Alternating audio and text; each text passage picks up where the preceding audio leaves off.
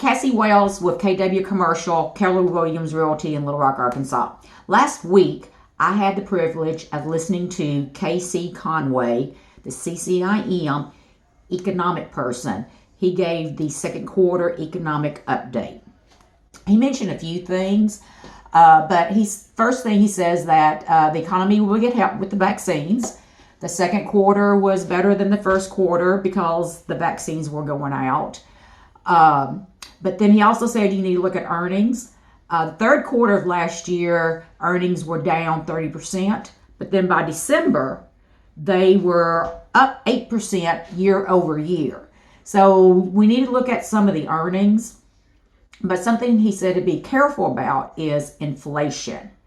Right now, the feds are saying that there is not any inflation. But we all know that food is up 4.8%. Automobiles are up 9%. Homes are up 15%.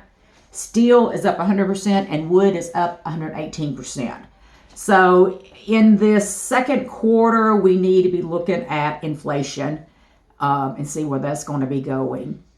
Everyone has been spending a lot on groceries and home improvements. So all of these companies are doing great.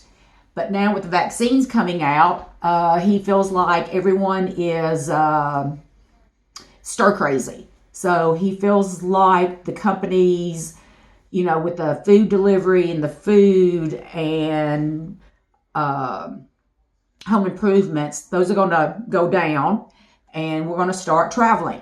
So the travel sectors, the hospitality, all of these are going to see a rise in the second quarter. And office is going to be the hardest hit. They are leaving dense suburbans since everyone can work at home now.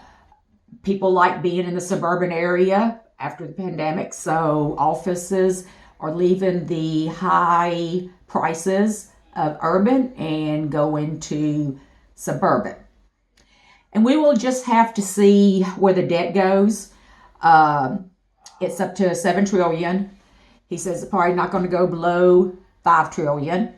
So we just need to see where the debt goes in the second quarter also.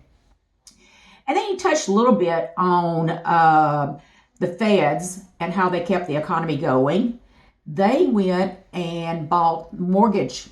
They bought all the mortgages back that might go under. Before the pandemic, the feds had about $7 billion in mortgages, and now they have only over $2 trillion. So that right there is probably what kept the economy going over the last year and kept people from losing all their houses. And then lastly, the people who are buying here right now are Canadians and people from South Korea. South Korea is expanding here greatly. They're into the hospitality and the resorts and things like that. So, Cassie Wells with your second quarter outlook from KC Conway. Give me a call if I can be of any help or if you have any real estate questions. 501-993-1973.